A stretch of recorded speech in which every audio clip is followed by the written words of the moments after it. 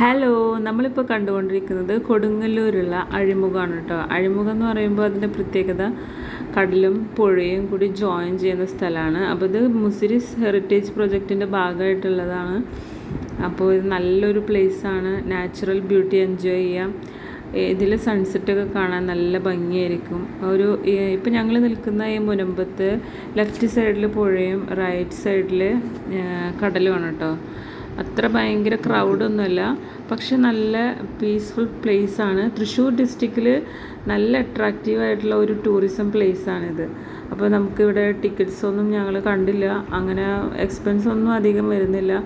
ഇതാണ് ശരിക്കും ഇതാണ് മുനമ്പം എന്ന് പറഞ്ഞത്. ഇതിൻ്റെ ലെഫ്റ്റിൽ ഇപ്പോൾ നമ്മൾ നേരത്തെ കണ്ടത് പുഴയും ഇപ്പോൾ നമ്മൾ കണ്ടുകൊണ്ടിരിക്കുന്നത് കടലുമാണ് കേട്ടോ.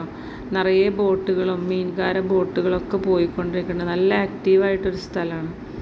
അപ്പോൾ നിങ്ങൾക്ക് തൃശ്ശൂർ ഡിസ്ട്രിക്റ്റിലെ ടൂറിസം പ്ലേസസിൻ്റെ പ്രധാനപ്പെട്ട ഒരു സ്ഥലമാണിത്.